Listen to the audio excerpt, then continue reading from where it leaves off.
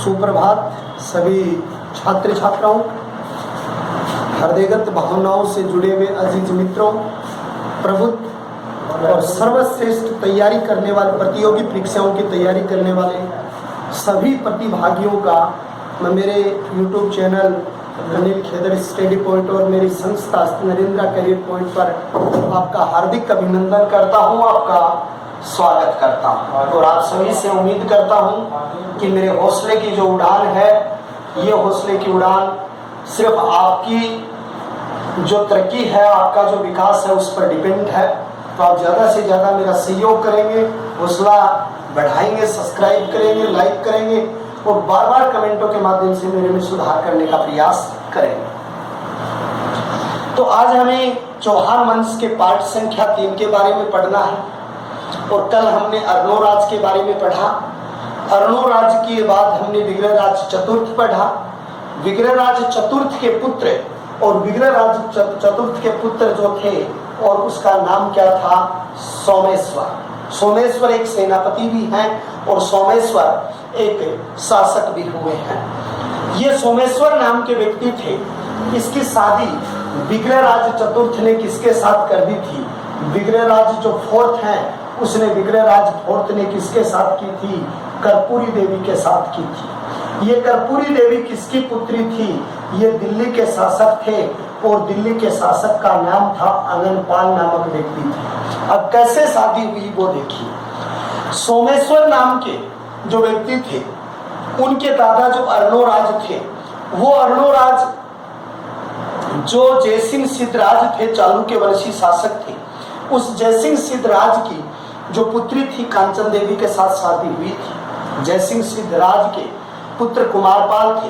तो ये सोमेश्वर जो थे उनका कुछ समय गुजरात के चालुक्य वंशी कुमारपाल के पास इनका बीता था। कहते हैं कि कुमारपाल ने उस समय शिलाहारी वंश, एक वंश का नाम आता है यहाँ पर, शिलाहारी वंश था और शिलाहारी वंश के शासक थे मल्लिकार्जुन।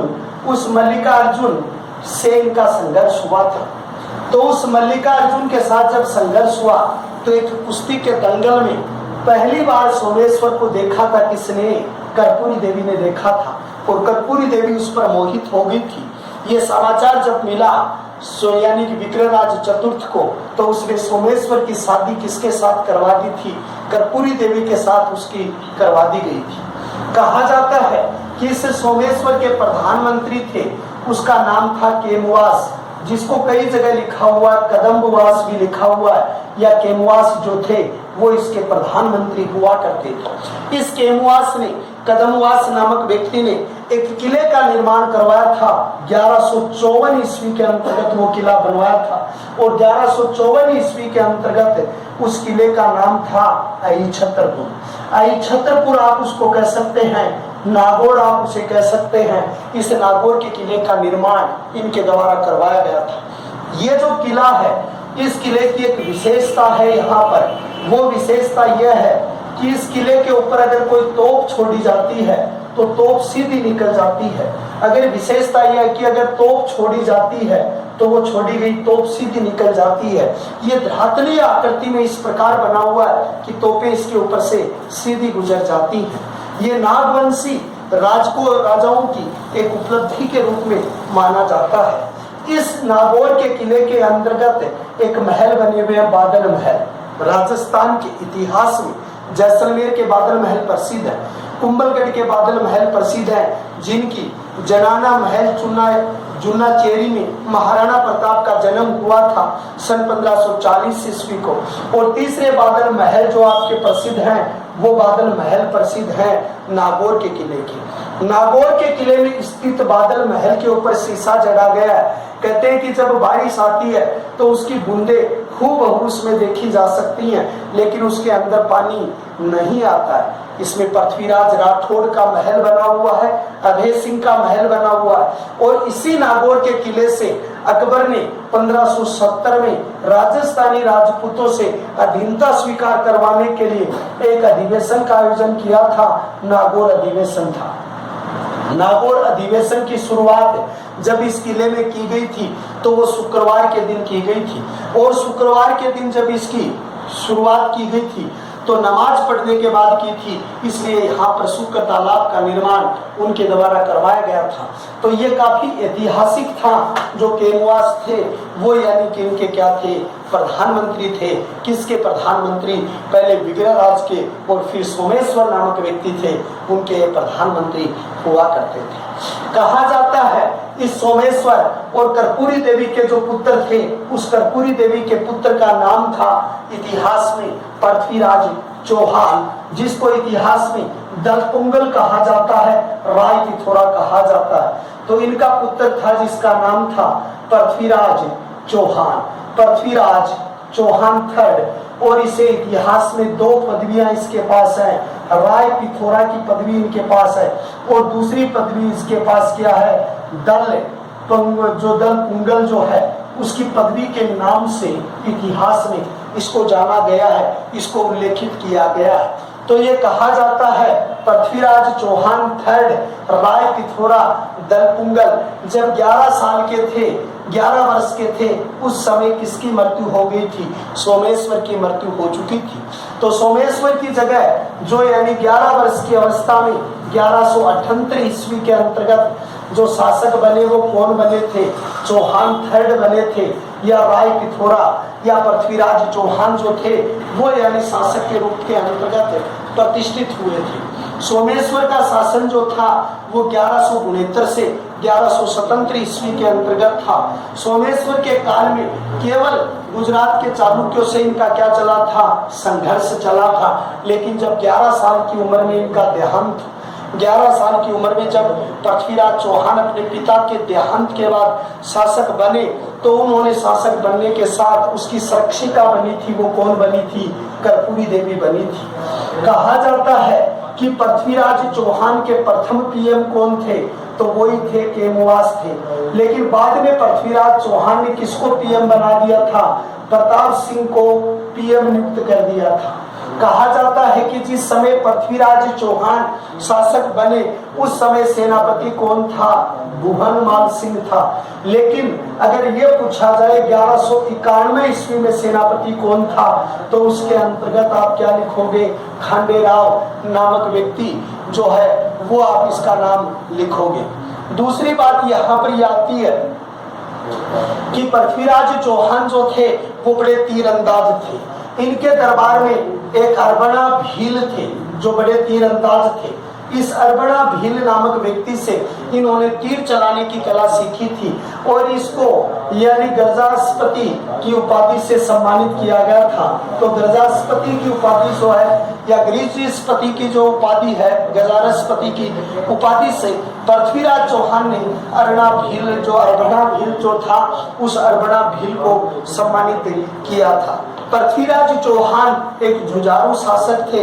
इन्होंने एक किले का निर्माण करवाया था दिल्ली में, जिसको क्या कहते हैं? राय पिथौरगढ़ का किला कहा जाता है, या राय पिथौरगढ़ के किले के नाम से एक सभ्य किले का निर्माण इनके द्वारा करवाया गया था। कहा जाता है पृथ्वीराज चौहान के एक प्रसिद्ध दरबारी थे, उसका नाम था चंद्र बरदाई। और चंद्र बरदाई जो थे उसका मूल नाम क्या था? पृथ्वी भट्ट था। और पृथ्वी भट्ट चंद्र बरदाई की एक पुत्री थी जिसका नाम राजाबाई था। और चंद्र बरदाई की पुत्र थे 10, जिनमें श्रेष्ठ पुत्र था जलन। और इसने एक पुस्तक लिखी थी जिसका नाम क्या था? पृथ्वीराज रासो नामक पुस्तक है। तो यानी पृथ्वीराज चौहान कालीन इतिहास जानकारी के जो मुख्य स्रोत हैं, उन स्रोतों के अंतर्गत जो नाम इनके आते हैं वो नाम किसके आते हैं? पृथ्वीराज रासो नामक पुस्तक है जो चौहान के द्वारा जुड़ी हुई है। कहा जाता है चामुंडा राय ये टोडा राय सिंह के इस समय सामंत हुआ करते थे। तो आप एक नाम लिखते हो यहाँ पर चामुंडा राय, ये पृथ्वीराज चौहान के समय, किसके समय? पृथ्वीराज चौहान जो थे उस चौहान के समय कहाँ के सामंत थे? ये उस समय यानी टोडाराय सिंह क्षेत्र जो है वो टोडाराय सिंह क्षेत्र के क्या हुआ करते थे? सामंत हुआ करते थे। पृथ्वीराज चौहान जो थे उनके काल के अंतर्गत एक सम्मेलन हुआ था और केनुआस ने उस सम्मेलन की अध्यक्षता की थी। उस केनुआस ने किसकी की थी? एक तो यानी कि पदम प्रभु जो थे, और यानी कि जीनपति सूरी, कौन है जीनपति सूरी, इनके बीच शस्त्राक्षर हुआ था, यानी शास्त्र पर वाद विवाद हुआ था। उसकी अध्यक्षता किसने की थी? केमवास ने की थी। इसलिए कहा जाता है पृथ्वीराज चौहान के समय जो था वो शस्त्राक्षर भी हुआ था। पृथ्वीराज चौहान एक शक्तिशाली शासक थे, इसलिए पृथ्वीराज चौहान ने दिग्विजय नीति का पालन किया था। कौन सी नीति थी? दिग्विजय। दिग्विजय का क्या होता है? विजेता की नीति का इसने पालन किया था, या विजेता क्षेत्र में पालन किया था। सबसे पहली बात आती है कि पृथ्वीराज चौहान जो थे, कौन थे? पृथ्वीराज चौहान थे। उस पृथ्वीराज चौहान ने क्या किया था कि पृथ्वीराज चौहान ने एक सर्वश्रेष्ठ कार्य किया था कि इसने अपने सौतेले भाई नागार्जुन को पराजित किया था। कौन से भाई थे? सौतेले भाई थे, और सौतेले भाई का नाम क्या था? नागार्जुन था। नागार्जुन को 1178 ईस्वी के अंतर्गत गुरुग्राम के युद्ध में, या आप इसको कह सकते हैं गुड़गांव के युद्ध के अंतर्गत इनकी शक्ति का दमन किया था, और पृथ्वीराज चौहान ने अपने सौतेले भाई नागार्जुन को हराया था। इस पर एक नोटेड बिंदु है कि भारत का नागार्जुन किसे कहते हैं? तो भारत का आइंस्टीन भी नागार्जुन को कहा जाता है, लेकिन ये भारत के आइंस्टीन जो नागार्जुन थे वो यानी किसके दरबारी थे? कनिष्क के दरबारी थे। और चरक उन्होंने उस नागार्जुन ने पारे का आविष्कार किया था, और मध्यमिका नामक उन्होंने क्या लिखे थे? एक सिद्धांत लिखा था। पृथ्वीराज चौहान की दूसरी विजय थी 1182, और भंडारकों पर विजय प्राप्त की थी उसने। ये एक जाति थी। 1182 ईस्वी के अंतर्गत भंडारकों पर उसने विजय प्राप्त की थी। इस युद्ध के अंतर्गत यानी मथुरा क्षेत्र जो है उसके युद्ध में इसको पराजित किया था। यानी कि इस युद्ध का नाम कई बार पूछ ले, भंडारकों पर विजय, तो उस युद्ध का नाम था मथुरा विजय भी आप कह सकते हैं। उसमें पृथ्वीराज चौहान ने इनको पराजित किया था। दूसरी बात यहाँ पर आती है कि 1182 ईस्वी के अंतर्गत जेजाट भुक्ति चंदेल शासक परमीदेव सिंह के विरुद्ध सैन्य अभियान किया था। यानी जेजाट भुक्ति चंदेल शासक, तो यानी 1182 ईस्वी में एक युद्ध हुआ। उस युद्ध का नाम क्या था? महोबा का युद्ध था। महोबा के युद्ध के अंतर्गत यानी कौन थे? जेजाट भुक्ति के चंदेल शासक परमीदेव सिंह जेजाट भुक्ति के शासक जो थे वो परमीदेव सिंह या परमवीर सिंह या परमीदेव सिंह नाम के जो शासक थे। तो 1182 ईस्वी के अंतर्गत इसका सैन्य अभियान किया था, और इस महोबा विजय के अंतर्गत परमीदेव सिंह के पास दो सेनापति थे, एक आला और एक उद्दल। कहा जाता है कि इसे भारतीय इतिहास में आला की तुलना किससे की जाती है? धर्मराज युधिष्ठिर से की जाती है। किससे की जाती है? युधिष्ठिर से की जाती है। और यानी उद्दल की तुलना किससे की जाती है? तो उद्दल की तुलना की जाती है वो भीम से की जाती है। भीमसेन से इसकी तुलना की जाती है। ये अल्लाह और उद्दल थे, ये दोनों किसको छोड़कर चले गए थे? परमीदेव सिंह को छोड़कर चले गए थे, क्योंकि आला और उद्दल के पास दो घोड़े थे। परमीदेव सिंह ने वो घोड़े मांगे, इन्होंने उनको नहीं दिए वो घोड़े। तो जब उनको नहीं उन घोड़ों के अंतर्गत दिया था तो उन्होंने क्या किया था कि यहाँ पर उन्होंने इनको छोड़कर वो चले गए थे। लेकिन जब 1182 में महोबा के युद्ध क्षेत्र के अंतर्गत जब इनके ऊपर युद्ध हुआ तो उस युद्ध के अंतर्गत क्या हुआ कि ये अल्लाह और उद्दल को इसने दोबारा बुलाया था, और अल्लाह और उद्दल की सेना को पृथ्वीराज चौहान ने कहाँ पराजित किया था? नारायणपुर नामक स्थान था, वहां पर अल्लाह और उद्दल की सेना को पराजित किया था। किसने? पृथ्वीराज चौहान जो थे, उस पृथ्वीराज चौहान ने इसे पराजित किया था। दूसरी बात देखिए, ये महोबा का युद्ध था, उसमें जीता कौन? पृथ्वीराज चौहान जीता। लेकिन क्वेश्चन देखिए, 1182 में युद्ध हुआ, महोबा का युद्ध हुआ। महोबा गुजरात में है। जेजाट भुक्ति के चंदेल शासक परमीदेव सिंह है, सेनापति आला और उद्दल है, उद्दल की तुलना भीम से इस आला से नारायणपुर में झगड़ा हुआ था। 2 घोड़ों को लेकर परमीदेव सिंह को ये छोड़कर चले गए थे। 1182 में दोबारा बुलाया और एकमात्र ऐसा युद्ध है जिसका निर्णय रात्रि काल में निकला। एकमात्र ऐसा युद्ध जिसका निर्णय कब निकला था? रात्रि काल के अंतर्गत निर्णय निकला था। ये एकमात्र महोबा विजय था। कहा जाता है कि इस युद्ध को जीतने के बाद कुंजन राय को यहाँ का अधिकारी बनाया था। किसने? पृथ्वीराज जो चौहान है, उस पृथ्वीराज चौहान ने कुंजन राय जो है, उस कुंजन राय को यहाँ का अधिकारी नियुक्त किया था। कुंजन राय को यहाँ के अधिकारी के रूप में यहाँ पर नियुक्त किया था।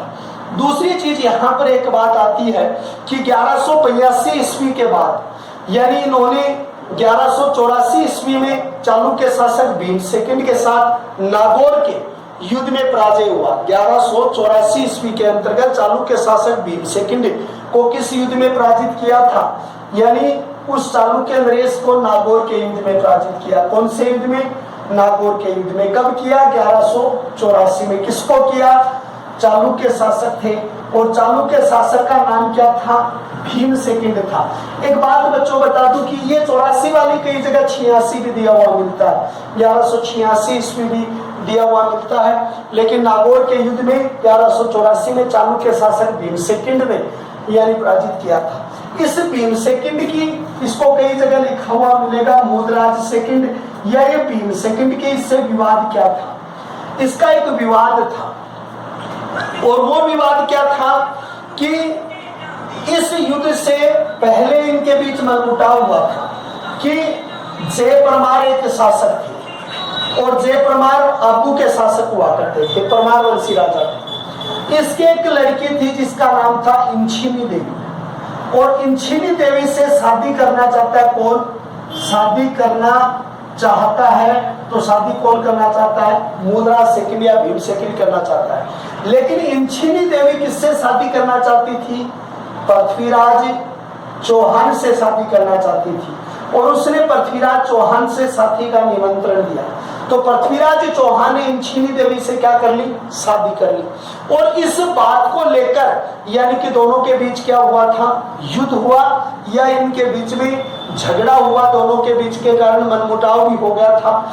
फिर कहा जाता है कि 1187 ईस्वी के अंतर्गत द्वितीय नागौर के युद्ध में 2 बार युद्ध हुए। पहली बार तो मनमुटाव जो इनके बीच में हुआ वो तो 1184 ईस्वी के अंतर्गत हुआ। फिर 1187-84 में तो हो गया, इसका विवाद हो गया। नागौर का युद्ध जो पहली बार इसका विवाद बना। 1187 ईस्वी के अंतर्गत दूसरी जो तिथि है वो 1187 ईस्वी के अंतर्गत द्वितीय नागौर के युद्ध में परिस्थिति का लाभ उठाकर पृथ्वीराज चौहान के पक्ष में होने के बावजूद भी यानी उसने शांति संधि कर ली थी। तो यानी 87 में इनके बीच झगड़ा हुआ, 84 में शादी के लिए भी नागौर के 2 युद्धों का उल्लेख भी है और झगड़े का उल्लेख भी यहाँ पर किया जाता है। 1186 ईस्वी में अपने मौसेरे भाई थे और उसका नाम था जयचंद। अपने मौसेरे भाई थे जयचंद, उसकी माता का नाम था स्वरूप दे और पिता का नाम था विजय चंद। यानी 1186 ईस्वी। मौसेरे भाई कौन है? मौसेरे भाई हैं और जिसका नाम क्या है? जयचंद है। जयचंद के पिता का नाम, माता का नाम क्या? स्वरूप दे और पिता का नाम क्या है? विजय चंद है। ये जयचंद कहाँ के शासक थे? इस समय कन्नौज के शासक थे। और कन्नौज के शासक थे वो कौन से वंश के शासक थे? गढ़वाल वंश के शासक थे। इस मौसेरे भाई की पुत्री थी और उस पुत्री का नाम क्या था? संयोगिता था। संयोगिता की और पृथ्वीराज चौहान की मुलाकात कहाँ हुई थी? उनका ननियाल था, कहाँ? दिल्ली। और दिल्ली में इन दोनों की क्या हो गई थी? मुलाकात हुई थी। वहां पर संयोगिता पृथ्वीराज चौहान की वीरता और शारीरिक बलिष्ठता पर मोहित हो गई थी और यहाँ से संयोगिता का और पृथ्वीराज चौहान का प्रेम संबंध था वो विकसित होना शुरू हो गया था, या यहाँ से उन दोनों के बीच जो प्रेम पूर्व घटना थी वो होनी जरूरी हो गई थी। जयचंद और पृथ्वीराज के मध्य संभवतः युद्ध का एक कारण माना जाता है। पर देखो क्या माना जाता है? पृथ्वीराज चौहान की इस बात से जयचंद नाराज था। अब जयचंद की नाराजगी 2 बातों पर है। एक तो जयचंद यह है कि दिल्ली के अंगनपाल के कोई पुत्र नहीं है, अब यह चाहता है कि दिल्ली पर मेरा अधिकार हो, और अंगनपाल ने पहले पृथ्वीराज चौहान को अपना उत्तराधिकारी मान लिया था। तो ये दोनों के बीच मूल कारण था। दूसरी बात, पृथ्वीराज चौहान और संयोगिता के प्रेम से जयचंद खुश नहीं था। अब जयचंद ने क्या किया कि जब यानी इसको पता चला कि भाई संयोगिता उससे प्रेम करती है, तो उसने संयोगिता का स्वयंवर बुलाया, और संयोगिता का स्वयंवर बुलाकर और उसने उसकी शादी रचाई। अब क्या हुआ कि उसने पृथ्वीराज चौहान की मिट्टी की मूर्ति बना के दरवाजे पर रख दी। अब वही बात हो गई कि जिस चीज की पीड़ा थी, उस पीड़ा को तो यादाश्त के रूप में उसने द्वार पे रख दिया। अब संयोगिता वरमाला लेके चली, और जो बड़े बड़े प्रतिष्ठित लोग थे उनको क्रॉस करती गई। लास्ट में जाकर वो माला जो थी वो उसने पृथ्वीराज चौहान की दरबार के बाहर बनी हुई मिट्टी की मूर्ति पर डाल। तो यहाँ पर एक सबसे बड़ी बात उक्ति के रूप में प्रसिद्ध आई कि यह हादसा तो एक दिन होना ही था, मैं बच भी जाता, लेकिन ये मुझे एक रोज तो मरना ही था। मेरा नसीब था कि मेरे हाथ कट गए, अन्यथा तो मैं तेरी मांग में सिंदूर भरने ही वाला था। ये बहुत बड़ी उक्ति उस समय प्रसिद्ध हो गई थी। तो यानी कहने का मतलब, अगर जब उसने मिट्टी की मूर्ति रखी है तो हादसा तो होना ही था, बच भी जाता पृथ्वीराज चौहान, लेकिन उसे एक रोज इस बात के लिए मरना तो था, प्रेम था। उसका नसीब था कि उसके हाथ कट गए, क्योंकि उसे स्वयंवर में बुलाया नहीं था, और उसका नसीब था मेरे हाथ कट गए, अन्यथा तो मैं तेरी मांग में सीधा सिंदूर भरने ही वाला था। ये उक्ति बहुत ज्यादा ये शायरियों में ये लोग उस समय प्रसिद्ध हो गई थी। उस समय कहते हैं कि पृथ्वीराज चौहान स्वयं आए और संयोगिता का यहाँ से अपहरण कर लिया और उसको ले गए। वैसे स्वेच्छा ही थी, इसको अपहरण नहीं कहा जा सकता। और ये कटुता किसके मन में बैठ गई थी? जयचंद के मन में ये कटुता बैठ गई कि मेरे साथ जो किया है वो उन्होंने क्या किया, गलत किया था।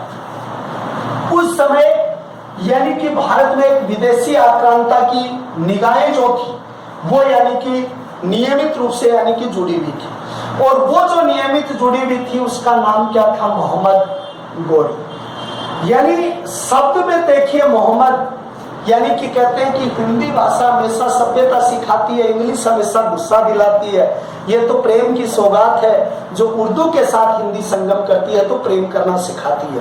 तो यानी यहाँ मोहम्मद गोरी थे, वो एक विदेशी आक्रांता था, और मोहम्मद गोरी ने भारत में पहली बार आक्रमण कब किया? तो भारत पर पहला आक्रमण जो किया था उसने, वो पहला आक्रमण 1178 ईस्वी में किया। कहां पर किया? मुल्तान पर। इस मुल्तान को मिडास ऑफ गोल्ड कहते हैं। मिडास ऑफ गोल्ड यानी सोने का शहर इसको कहा जाता है, और ये मुल्तान वर्तमान समय में कहां है? पाकिस्तान में। इस मुल्तान पर उस समय कामरपंथी जाति का अधिकार था। किस जाति का था? कामरपंथी जाति थी, उस कामरपंथी जाति का अधिकार था। इसको मिडास ऑफ गोल्ड कहते हैं। पाकिस्तान क्षेत्र में था, और भारत पर पहला आक्रमण 1175 ईस्वी में मोहम्मद गोरी ने किया। मोहम्मद गोरी की भारत में प्रथम पराजय कौन सी थी? तो प्रथम जो पराजय हुई थी मोहम्मद गोरी की वो 1178 ईस्वी में हुई थी, और इस युद्ध का नाम क्या था? अहिल वार का युद्ध। इसे दूसरे रूप में क्या कहते हैं? आबू का युद्ध। किस किस के बीच हुआ था? भीम सेकंड, और दूसरे रूप में इसको आप कह सकते हैं मूलराज सेकंड। लेकिन ये तो बालक थे, इसलिए इसकी संरक्षिका कौन थी? तो संरक्षिका इस समय इसकी कौन थी? यानी नायिका देवी थी। नायिका देवी थी, और नायिका देवी के सामने पहली बार मोहम्मद गोरी हार गए थे। तो 1178 ईस्वी के अंतर्गत यानी मोहम्मद गोरी जो थे उनकी भारत में ये पहली क्या हुई थी? यानी जो पराजय हुई थी उनकी, या इससे आप कह सकते हो कि उसके सामने मोहम्मद गोरी पहली बार हार गया था, नायिका देवी के सामने हार गया था। कहा जाता है कि फिर मोहम्मद गोरी इसी क्रम के अंतर्गत गोमेल दर्रे से गोर पहुंचकर अफगानिस्तान चला गया था। इससे हारने के बाद में कहाँ चला गया? गोमेल जो दर्रा है उस दर्रे से कहाँ लौट गया? अफगानिस्तान लौट गया। लेकिन अभी भी यानी कि मोहम्मद गोरी के दिमाग में ये बात है कि मैं किसी भी तरीके से इसको जीतूंगा, या इनके क्षेत्र में मैं यहाँ पर विजय प्राप्त करूंगा। तो मोहम्मद गोरी ने यहाँ पर क्या किया? अंततः 1186 ईस्वी के अंतर्गत जो यानी कि अरबीय शासक थे खुसरो शाह मलिक थे, उसको पराजित कर पश्चिमी पंजाब क्षेत्र पर अपना गोरी ने प्रत्यक्ष नियंत्रण स्थापित कर लिया था। तो एक बात कितनी बढ़िया, 1186 ईस्वी के अंतर्गत था। पंजाब क्षेत्र का पश्चिम जो हिस्सा है, ये पश्चिम हिस्सा है, ये पश्चिम हिस्सा जो पंजाब का, वहां पर अंतिम शासक जो थे वो कौन थे, यानी कि यहाँ पर अंतिम शासक खुसरो मलिक थे, उसको हराया था खुसरो मलिक। उस खुसरो मलिक को हराकर इस पंजाब क्षेत्र पर मोहम्मद गोरी ने प्रत्यक्ष रूप से अपना क्या कर लिया था, अधिकार कर लिया था। मोहम्मद गोरी ने अपना दूसरा चरण बढ़ाया। 1186 से 91 खैबर दर्रे से भारत ने प्रवेश किया और 1186 से लेकर 91 तक 21 बार आक्रमण करने का भारतीय उल्लेख है। यानी मोहम्मद गोरी ने दूसरा आक्रमण अभियान किया 1186 टू 1191। कौन से दर्रे से किया था, खैबर दर्रे से किया था। और खैबर दर्रे से कितनी बार इसका उल्लेख है, 21 बार। लेकिन 21 बार इसका उल्लेख कहाँ है, पृथ्वीराज रासो नामक पुस्तक है, उसमें इसका 21 बार उल्लेख किया गया है। लेकिन मोहम्मद गोरी और पृथ्वीराज चौहान के बीच में कौन सी लड़ाई हुई, कौन सा युद्ध हुआ, किस तरीके से उनके बीच संघर्ष हुआ था। यहाँ पर एक बात कही जाती है कि यहाँ पर मोहम्मद गोरी ने एक बहुत बड़ा युद्ध किया था उस समय। और युद्ध क्या था, 1190 ईस्वी के अंतर्गत मोहम्मद गोरी ने सरहिंद क्षेत्र पर विजय प्राप्त की। कहाँ की, सरहिंद क्षेत्र था, उस सरहिंद पर आक्रमण किया। और पृथ्वीराज चौहान हुआ मोहम्मद गोरी में 2 युद्ध हुए। कितने युद्ध हुए, 2 युद्ध हुए। तराइन का फेस्ट 1191, तराइन का सेकेंड 1192 ईस्वी। ये तराइन के फर्स्ट सेकेंड युद्ध हुए। तराइन युद्ध भूमि कहाँ है, हरियाणा में। तराइन के फर्स्ट युद्ध में मोहम्मद गोरी जो थे वो हार गए थे। कौन हार गए, मोहम्मद गोरी हार गए। और दूसरा युद्ध जब लड़ रहे थे तो सोमेश्वर कौन है, पिता भी है, और सोमेश्वर मंत्री ने पृथ्वीराज चौहान को युद्ध करने के लिए मना कर दिया था कि आप युद्ध मत करो। सोमेश्वर को कहा कि आप युद्ध मत करो, पृथ्वीराज चौहान को मना कर दिया। पृथ्वीराज चौहान उससे नाराज हो गया और उसने सोमेश्वर को अपने दरबार से निकाल दिया था। और ये अपने दरबार से निकलकर फिर किसके पास चला गया था, मोहम्मद गोरी के पास चला गया था, क्योंकि इससे रुष्ट हो गया था कौन, पृथ्वीराज चौहान और मोहम्मद गोरी के बीच जो दूसरा युद्ध हुआ था, तराइन का सेकंड युद्ध हुआ था। कौन सा युद्ध हुआ था, तराइन का सेकंड युद्ध। इस तराइन के सेकंड युद्ध में पृथ्वीराज चौहान के सेनापति कौन थे, खांडेराव थे। और दूसरी तरफ से युद्ध करने वाले थे मोहम्मद गोरी के सेनापति कौन थे, विवाम उल मुल्क। ये जो थे वो किसके सेनापति थे, मोहम्मद गोरी के। मोहम्मद गोरी को इस बात का बिल्कुल पता था कि इस युद्ध को सीधा नहीं जीता जा सकता, इसलिए मोहम्मद गोरी ने छल कपट का सहारा लेकर संधि प्रस्ताव भेजा। किसके माध्यम से, विवाम उल मुल्क को माध्यम से भेजा। पृथ्वीराज चौहान वहां निश्चिंत हो गया कि अब मुझे युद्ध करने की कोई जरूरत नहीं है, संधि प्रस्ताव आ गया। और रात्रि काल में सोई हुई सेना के ऊपर सवेरे रात्रि काल के बाद, यानी कि जब पृथ्वीराज चौहान इस बात के बारे में सोच भी नहीं रहा था, तब उसके कारण उस पर क्या कर दिया, अटैक कर दिया। और तराइन का सेकंड युद्ध हुआ। तराइन के सेकंड युद्ध के अंतर्गत पृथ्वीराज चौहान की क्या हो गई थी, हार हो गई थी। और पृथ्वीराज चौहान को विजित किसने किया था, मोहम्मद गोरी ने किया था। कहा जाता है कि मोहम्मद गोरी को तराइन के फर्स्ट युद्ध में, कौन से युद्ध में, फर्स्ट युद्ध में गोरी को घायल किसने किया था, तो गोरी को घायल करने वाले व्यक्ति थे जिसका नाम था गोविंदराज। क्या था, गोविंदराज। और गोविंदराज की हत्या की थी तराइन के सेकंड युद्ध में। कौन से युद्ध में, तराइन के सेकंड युद्ध में। तो इसकी हत्या की गई थी। पता कैसे लगा था, उसके टूटे हुए दांत जो थे उससे उसका क्या था, पता चल गया था।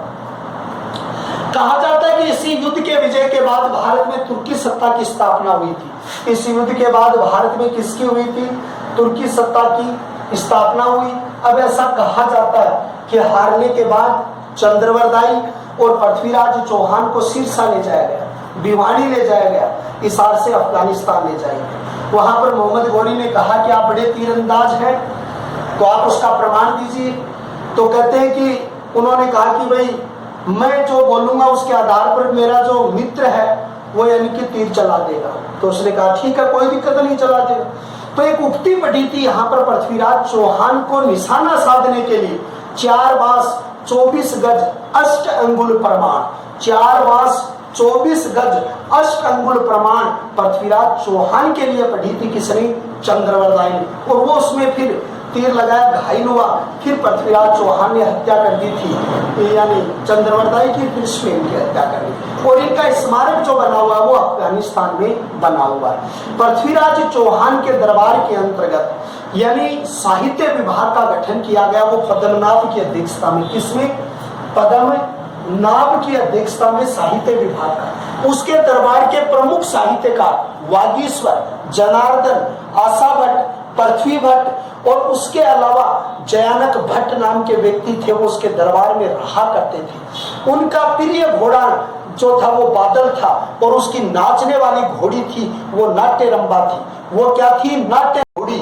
उसके दरबार में इस बात का क्या हुआ है? उल्लेख हुआ है। दूसरे नंबर की बात, यहाँ पर एक बात और आती है, और वो बात ये आती है कि पृथ्वीराज चौहान जब इस युद्ध में विजित हार गए थे तो मोहम्मद गौरी अपने दास को छोड़ गए थे, और उस दास का नाम क्या था? कुतुबुद्दीन ऐबक था।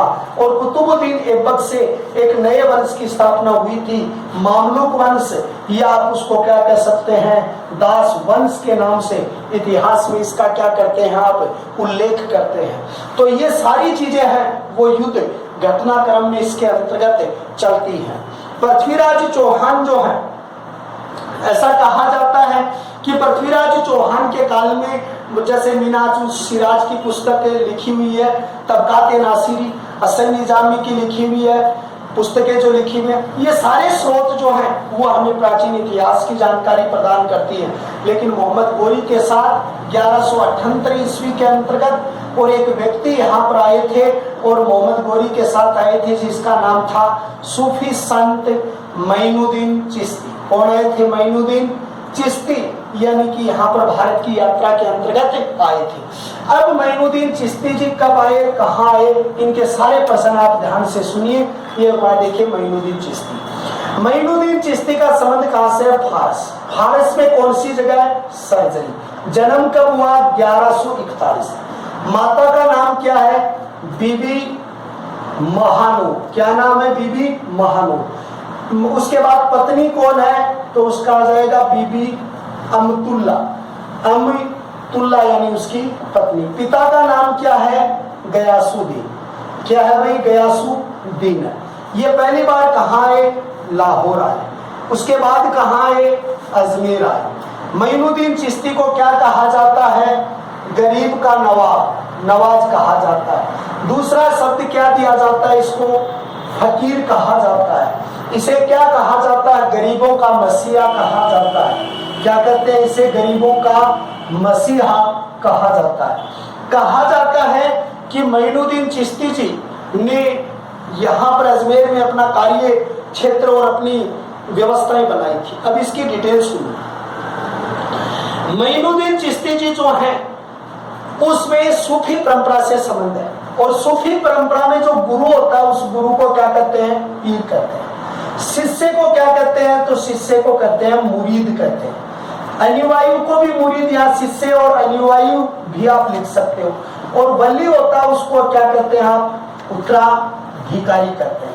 और सूफी परंपरा के अंतर्गत जो एक दो चीजें हुई थी, एक तो कान खा, ये तो होता है सूफियों का संगठन, और एक होता है सिलसिला, यानी गुरु के पास उसका शिष्य, उसके बाद उसका शिष्य, उसके बाद उसका शिष्य। इसको कहा जाता है सिलसिला कहा जाता है।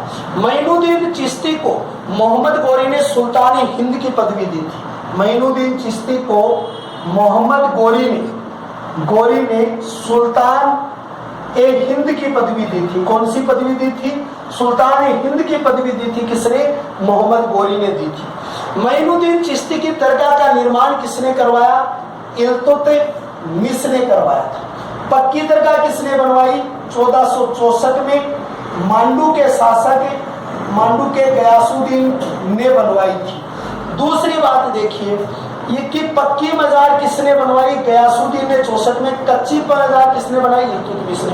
पहली चादर किसने चढ़ाई? तो मोहम्मद बिन तुगलक ने चढ़ाई।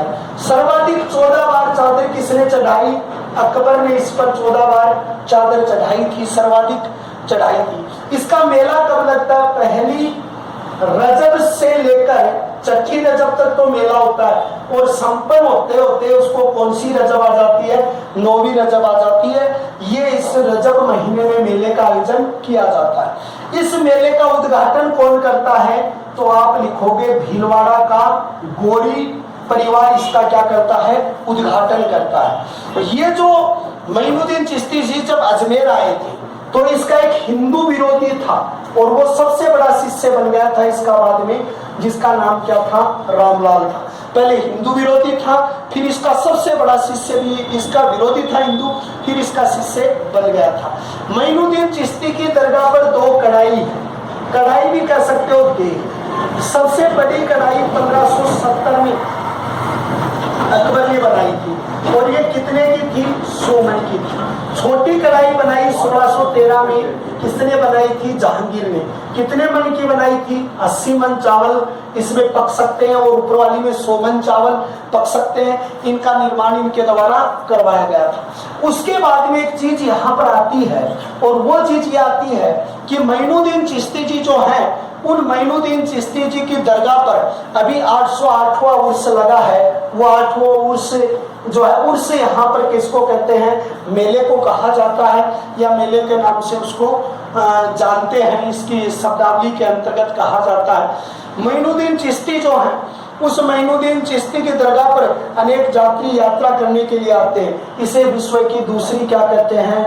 मक्का मदीना कहते हैं। लेकिन नोटेड बिंदु यह है कि मक्का मदीना की भारत की ओर से सर्वाधिक यात्रा करने वाला जलालुद्दीन सुर्ख जो था, वो कौन से? बहाउद्दीन सिलसिले से था। बहाउद्दीन जकरिया जो है, उस बहाउद्दीन जकरिया से संबंधित था। और ये यानी जलालुद्दीन सुर्ख ने 36 बार मक्का मदीना की क्या की थी? यात्रा की थी। यह उस यात्रा के अंतर्गत है। लेकिन जैसे फखरुद्दीन चिश्ती की दरगाह कहाँ है? तो गलियाकोट डूंगरपुर में दाऊदी बोरा संप्रदाय की है। उसके बाद में दूसरी जो दरगाह सूफी संत मीठे साहब की दरगाह गागरोन में, मीरन साहब की दरगाह वो जालोर में, मीरान साहब की दरगाह मीरन साहब के अजमेर में, मीरान साहब की जालोर क्षेत्र में, इमामुद्दीन जो तारिकीन संत है उनकी नागौर में है। तारिकीन के बाद तानापीर की दरगाह है, उसकी मंडोर क्षेत्र के अंतर्गत दरगाह। ख्वाजा उसके बाद शेख जो आपके खुदा बख्श हैं, उनकी दरगाह पाली क्षेत्र के अंतर्गत आपकी आती है। तो ये दरगाहें काफी यहाँ पर बनी हुई है जो इन सूफी संतों के ऐतिहासिक जो हमें बात के बारे में बताती है।